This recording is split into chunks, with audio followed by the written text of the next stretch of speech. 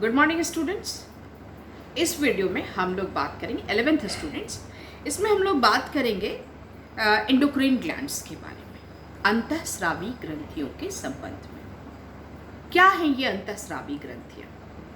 हमारे अंदर दो तरह की क्रियाएं होती हैं, एक ऐच्छिक एक अनैच्छिक। तो कुछ ऐसे ग्लैंड्स हैं, हमारे ग्रंथियाँ हैं जो हमारे अनैच्छिक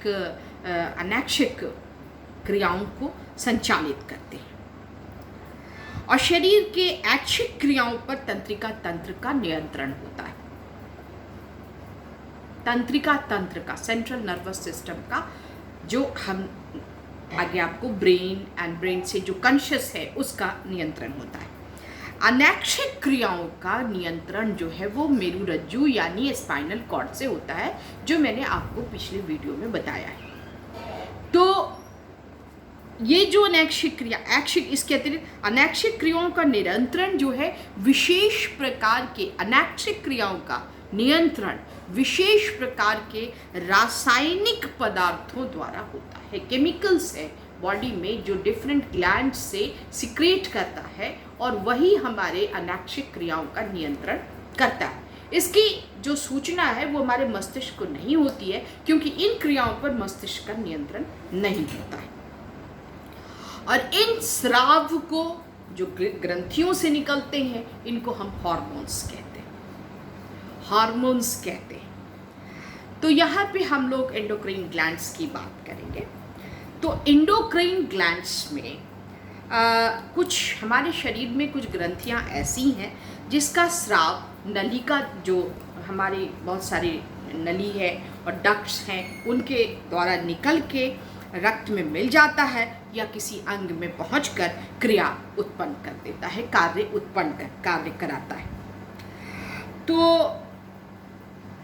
स्वाद की ग्रंथियाँ, लार ग्रंथियाँ, अमाशय ग्रंथियाँ, बहुत सारी ग्रंथियाँ, अग्न्याशय ग्रंथियाँ, ये बहुत सारी हैं और ये आपको SVPD के बुक से मैं आप लोगों को बता रही हूँ। तो ये सारी बहुत सारी ग्रंथियाँ हैं जिसका स्राव सीधे अंग के भीतर ही निकलता है, जो हमारा पार्ट ऑफ द बॉडी है उसके अंदर ही निकलता है और वहाँ जाके क्रियाएं उत्पन्न करता है। अब जैसे यहाँ पे स्लाइवा बन रहा है, तो ये यहाँ पर स्लाइवा ग्लैंड है और उसी से लार ग्रंथि जो है, लार ग्रंथि कहते हैं उसको, और उससे लार का निर्माण हो रहा है। अभी एक टेस्टी फूड आपके सामने रख दिया जाए तो वो ऑटोमेटिकली वर्क करने लगेगा। बोलने के समय, जबान चलाने के समय भी अगर आपका ये गला हलक सूख जाए तो नहीं, वहाँ पर भी ग्लैंड से आपके सिक्रेट करता रहता है सैलिवा, जिससे आप आसानी से बात कर पाते हैं। ये चीज़ है। और मुंह में, जैसे आमाशय में किसी खाना के पचने के लिए आमाशय की ग्रंथि यानी इंटेस्टाइन में कुछ ग्लैंड्स हैं जिसका आप सिक्रेट करते हैं, जिससे कि आपका खाना पचता है। तो ये सारी चीज़ें। अंतःस्राव का कार्य केवल उत्तेजना प्रदान करना ही नहीं है, बल्कि शरीर की क्रियाओं को भी नियंत्रित करता है। जैसे खाना पच गया तो एक्सक्रीशन, ये सारी चीज़ें भी होती हैं। मैंने पहले ही कहा कि ब्लड एक बहुत बड़ा कंडक्टर है, संचालक है। इसी के माध्यम से शरीर के विभिन्न अंगों से संदेश का आदान प्रदान होता है। कुछ सिक्रेशंस किसी ग्लैंड के जाके सीधे ब्लड में मिल जाते हैं और सूचनाएं जो हैं इधर से उधर, वहाँ से ब्लड के माध्यम से सूचनाएं, इसीलिए कहा जाता है कि सीधे बैठो, ब्लड सर्कुलेशन को रुकना नहीं चाहिए, ब्रेन को सीधा रखो, बॉडी को स्ट्रेट लाइन में रखना चाहिए ताकि आपका ब्लड सर्कुलेशन सही रहे। और ब्लड सर्कुलेशन अगर सही है तो आपकी क्रियाएं बहुत ढंग से संचालित होंगी। तो ये एक बहुत ही बड़ा संवाहक है। कौन? ब्लड।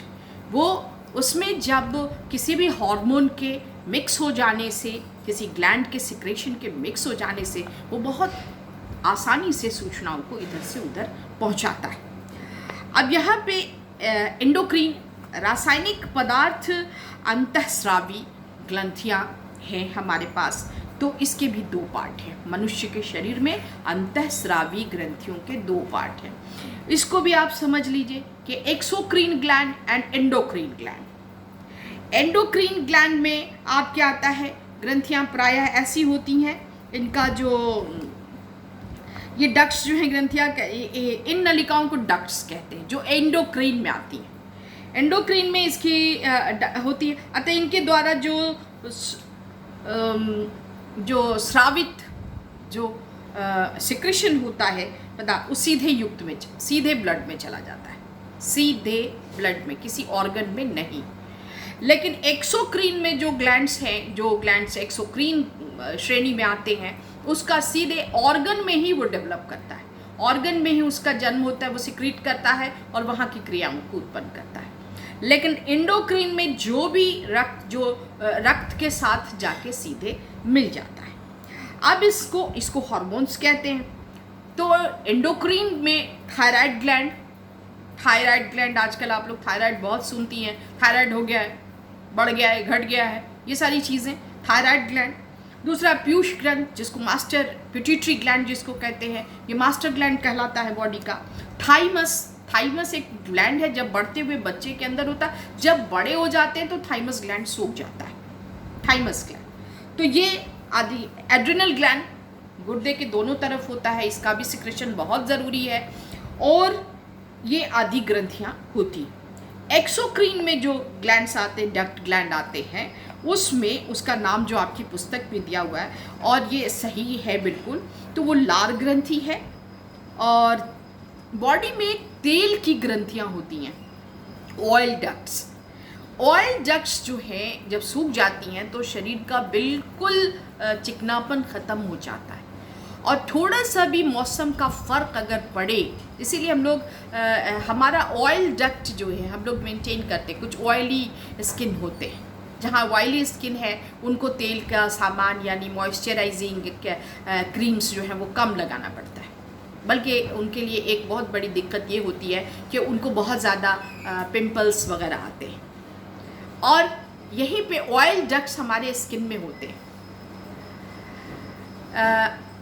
अगर ये सूख जाए तो स्किन ड्राई हो जाता है, और ड्राई स्किन से बहुत तरह के irritations, skin itching and this and that, बहुत तरह की चीज़ें होने लगती हैं। पसीने की ग्रंथियाँ हमारे स्किन में हैं, और उनसे हमारा जो दो तरह से हमारे टॉक्सिक एलिमेंट्स हमारी बॉडी से निकलते हैं। एक हमारा यूरिन, जिससे हमारे टॉक्सिक एलिमेंट्स निकल जाते हैं, और दूसरा ये है कि जो पसीना निकलता है उससे भी बहुत सारे ऑक्सीडेंट, बहुत सारे टॉक्सिक चीज़ें जो हैं वो बाहर निकल जाती हैं, और यकृत, इससे भी बहुत तरह की चीज़ें जो हैं वो बाहर निकल जाती हैं। तो मैंने आपसे इसमें एंडोक्रीन ग्लैंड्स के बारे में कहा, और ये इनका नियंत्रण, मैं रिकैप कर रही हूँ, इनका नियंत्रण मस्तिष्क को नहीं होता है।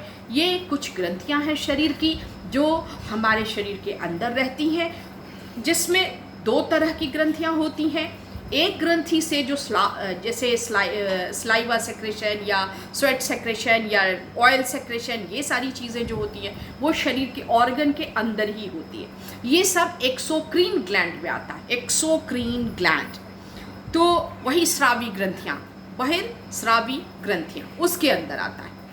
और वहीं पे दूसरी जो है ये एक एंडोक्रीन है, जिसके सेक्रेशंस जो निकलते हैं वो सीधे जाके ब्लड में मिल जाते हैं, और ब्लड उसको सर्कुलेट करता है, क्योंकि ब्लड एक बहुत ही अच्छा कंडक्टर है। वो उस सेक्रेशन को ले जा कर के क्रियाएं उत्पन्न कराता है और नियंत्रित करता है, संचालित करता है। इसमें जो ग्लैंड्स आते हैं उसका नाम हम फिर से आपके सामने दोहरा रहे हैं, वो थायराइड ग्लैंड है, वो पिट्यूटरी ग्लैंड है जिसको मास्टर ग्लैंड भी कहते हैं, और थाइमस है और एड्रिनल है। ये सारी ग्रंथियाँ जो हैं इसके अंदर आती हैं। So bye students in this video, और हम समझते हैं कि आपने एंडोक्रीन ग्लैंड्स समझ लिया होगा। नेक्स्ट वीडियो में हम इसके